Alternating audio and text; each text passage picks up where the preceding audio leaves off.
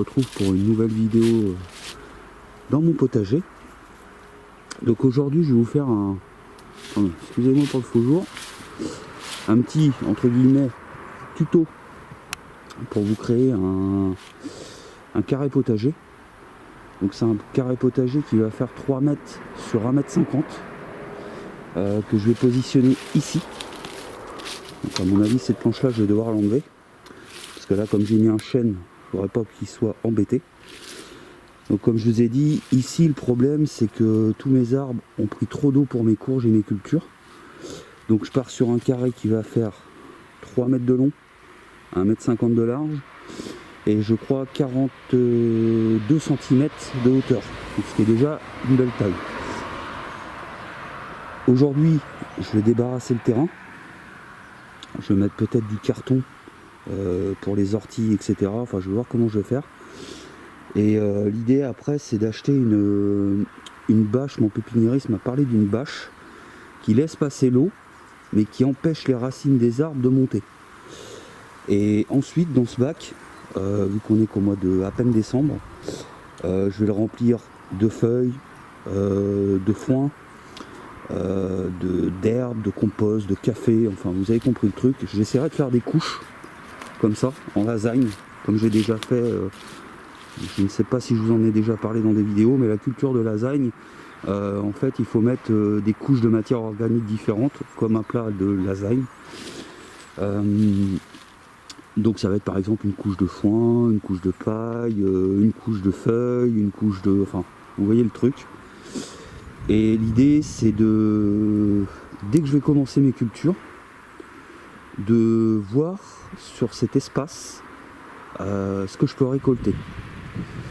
Donc je m'explique, c'est-à-dire que par exemple si vous avez un petit terrain, mais tout petit, 1,50 m sur 3 mètres, c'est peut-être jouable chez vous, et c'est histoire de voir dans cette surface que vous pouvez récolter en nourriture gratuite, enfin, sans compter les plants, les graines, etc. Vous m'avez compris. Donc c'est un test qui va se dérouler sur toute l'année, mais là j'ai besoin de préparer mon bac maintenant. Donc je coupe ici et je vous laisse m'accompagner le temps de préparer un petit peu tout cet espace. Allez, à tout de suite.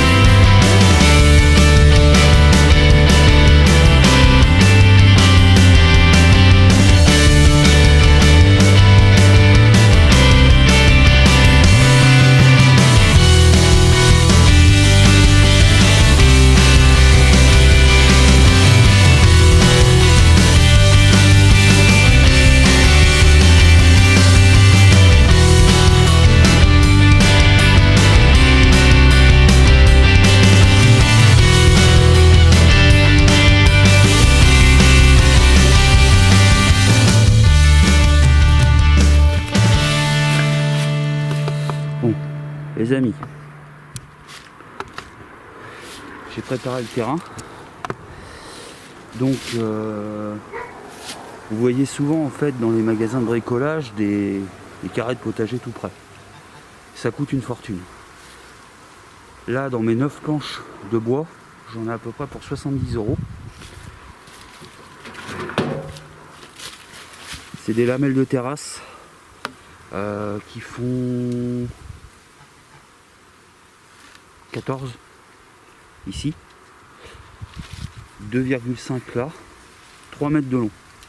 C'est du bois qui est traité, c'est pour ça que j'ai choisi ça. Donc quand vous comptez 70 € le bac de culture de 3 mètres sur 1,50 m, c'est pas cher. Bon, j'ai du bois de récup, comme ceci. Bon là j'ai amené des vis de 3,5 mais je sais pas si elles vont être assez longues, donc au pire des cas j'irai en chercher d'autres à la maison. Et après il me faut juste que je rachète une bâche. Donc le prix de la bâche j'en sais rien, mais ça reste toujours moins cher de fabriquer soi-même que de l'acheter tout prêt. Donc je vais commencer l'assemblage. Je vais voir si les petites vis suffisent, sinon je vais aller chercher des grandes. Allez, c'est parti.